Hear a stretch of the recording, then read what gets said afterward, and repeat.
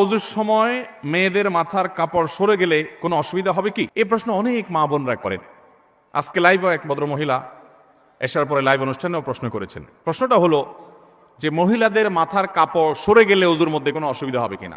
উত্তর হলো, ওযুর সময় মাথার কাপড় থাকতে হবে এমন কোনো বাধ্যবাধকতা নাই। পুরো ওযুর সময় যদি মাথার কাপড় না থাকে তাও ওযু হয়ে যাবে। দেখতে হবে যে কোনো গায়রে মারাম পুরুষ তাকে দেখছে কিনা। কোনো গায়রে মারাম পুরুষ নাই, বাসায় এখানে বাপ ভাই আছেন, স্বামী আছেন, সন্তান আছেন, তাদের সামনে তিনি ওযু করছেন বা অন্য নারীর সামনে ওযু করছেন বা একা একা ওযু করছেন। মাথায় কাপড় যদি টোটাল পুরো ওযুতে একবারও না থাকে তাতে কোনো অসুবিধা। আমরা সময় যেখানে জায়গা মাথা কাপড়ের সেটা দিই না, যেখানে মাথা কাপড় যাওয়ার দরকার নাই সেখানে মাথা কাপড় নিয়ে টানাটানি করি। আজানের সময় অনেক মহিলা মনে করে যে ঘরে আছে একা একা কেউ নাই, তারপরও আজান শুরু হয়ে গেছে তাড়াতাড়ি মাথা কাপড় দেওয়া শুরু করে। আছে না নাই? এখানে মাথা কাপড় দেওয়া জরুরি না তো। যদি কোনো গায়রে মাহারাম পুরুষ থাকে তখন আজান না হলেও মাথা কাপড় দিতে হয়। আর যদি কোনো গায়রে মাহারাম পুরুষ না থাকে সেখানে আপনার জন্য মাথা কাপড় দেওয়া জরুরি না। আপনি রিল্যাক্সে থাকতে পারেন, মাথা কাপড় দিতেও পারেন, নিচেও থাকতে পারে। এখন কথা হলো ওযু। ওযু করার সময় আপনি যখন মুখ ধোবেন একেবারে চুলের গোড়া পর্যন্ত পানি যেতে হবে, এই কানের লতি পর্যন্ত পানি যেতে হবে। তাহলে এই জায়গাগুলোতে পানি পৌঁছানোর জন্য মাথায় কাপড় থাকলে অনেক সময় ভিজে যাবে, এই জন্য সরাই নিয়ে আপনি ভালো করে ধুলেন, অবশ্যই জায়েজ আছে। আবার যখন মাথা মাসা করবেন, ভিজে হাত যখন উপর দিয়ে দিবেন অনেক সময় কাপড় ভিজতে পারে, এই জন্য কাপড় সরাই দিয়ে আপনি পুরো মাথা মাসে করলেন, অসুবিধা নেই। তাহলে খোলাসা এবং সারাংশ কথা হলো ওযুতে মেয়েদের মাথা কাপড় দিয়েই ওযু করতে হবে এমন কোনো বাধ্যবাধকতা। মাথা কাপড় রেখে যদি ওযু করতে পারেন ওকে, আর যদি সরেও যায় তাতে কোনো অসুবিধা। সাধারণ গোসল করার পর নামাজ পড়ার জন্য আবার ওযু করার প্রয়োজন আছে কিনা? অনেক লোক আছে দেখবেন গোসল করার পর আবার নতুন করে ওযু করে, আছে না নাই? গোসল শেষ উনি আবার বিসমিল্লাহ পড়ে ওযু শুরু করছে। এটা একটা নিষ্প্রয়োজনীয় কাজ, কোনো দরকারি কাজ না, বেদরকারি কাজ। আপনি যদি সুন্নাহ সম্মত গোসল করেন তাহলে গোসলের সাথে বাই ডিফল্ট ওযু অটোমেটিক হয়ে যায়, আলাদা করে ওযু করার আর দরকার। সুন্নাহ সম্মত গোসল কোনটা? আপনি গোসলের জন্য যখন ওয়াশরুমে ঢুকলেন প্রথম কাজ হবে শরীরে বা কাপড়ে কোনো জায়গায় নাপাক থাকলে সেই নাপাকটাকে ডলে আগে ধুয়ে ফেলেন, ভালো করে ডলে পরিষ্কার করে ফেলছেন, আলহামদুলিল্লাহ, প্রথম কাজ শেষ। এরপর দ্বিতীয় কাজ কি? এবার দুই হাতের কবজি ভালো করে ধুয়ে কুলি করেন, নাকে পানি দেন, মুখ ধোন 3 বার, হাতের কনুই পর্যন্ত 3 বার ধোন দুনো হাত, মাথা মাসা করেন।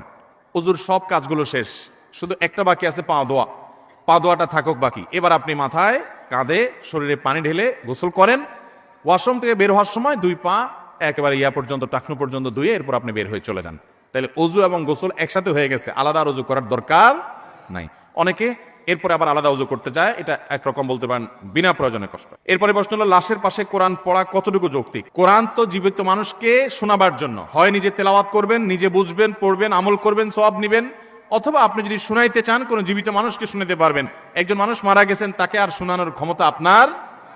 অতএব লাশের পাশে চারপাশ ঘিরে ধরে কোরআন তেলাওয়াত করা, মাদ্রাসার ছেলেদেরকে ডেকে এনে ভাড়া করে টাকা পয়সা দিয়ে কোরআন খতম করার যে রেওয়াজ আমাদের সমাজে প্রচলিত আছে, এটা নবী আলাইহিস সালামের আদর্শ না। মানুষ মারা গেছে, যত দ্রুত তার সাথে সম্ভব তার গোসল দিয়ে দাফন কাফন করে তাকে কবরস্থ করতে হবে, এটাই হলো নির্দেশনা। আর তার জন্য দোয়া করবেন, দান সাদেকা করবেন, নেকামল করবেন, ইসালে সওয়াব করবেন, সেটা ভিন্ন কথা। কিন্তু লাশের পাশে বসে কোরআন পড়ার বিশেষ কোনো বৈশিষ্ট্য নাই। এরপরে প্রশ্ন হলো, আমি একজন মুসলিম ছেলে, আমার একটি প্রশ্ন ছিল, জন্মের পর আমার নাম রাখা হয়েছে হিন্দুদের নাম অনুসারে। এখন আমি যদি আমার নাম পরিবর্তন করে সুন্দর একটি ইসলামিক অর্থবহ নাম রেখে আকিকা দেই, তাহলে কি কিয়ামতের দিন আমাকে এই নাম ধরে ডাকা হবে নাকি আগের নাম ধরে ডাকা হবে? কারণ শুনেছি কিয়ামতের দিন আল্লাহ তাআলা সুন্দর অর্থবহ নামের উসিলা মানুষকে জান্নাত দান করবেন। দেখুন, যদি কারোর নামের মধ্যে শিরকপূর্ণ কিছু থাকে, শিরকপূর্ণ, তাহলে সে নাম পরিবর্তন করা আবশ্যক। বাপ থাকলে বাপে করবেন, না নিজে নিজে করবেন। আর যদি শিরকপূর্ণ না থাকে কিন্তু নামটা হয়তো অত সুন্দর না, তাহলে সেটা পরিবর্তন করা আবশ্যক না। আর যদি ভুল নাম সংশোধন করে নতুন নাম রাখা হয় তাহলে এটার জন্য কোনো আকিকা দিতে হবে না। কারণ আকিকার সাথে সম্পর্ক হলো সন্তানের জন্মের, এর সাথে নাম রাখা, পুনরায় নাম রাখার কোনো সম্পর্ক। আমরা অনেকে মনে করি যে নতুন করে নাম রাখলে আকিকা দিতে হয়। আমরা ছোটবেলায় গ্রাম দেশে শুনেছি যে কারোর যদি নাম হয়তো একটা নাম রাখা হয়েছে যেটা সবাই ব্যঙ্গ করে, তো একটা ভালো নাম রাখার চেষ্টা করা হয়, ওই জন্য গরু জবাই করে সবাই খাওয়াইতো। এটার উদ্দেশ্য ছিল পুরো এলাকার মানুষকে ডেকে এনে খাওয়ায়া আনুষ্ঠানিক ঘোষণা দেওয়া যে অমুকের নাম এখন আর এটা না, এখন এটা।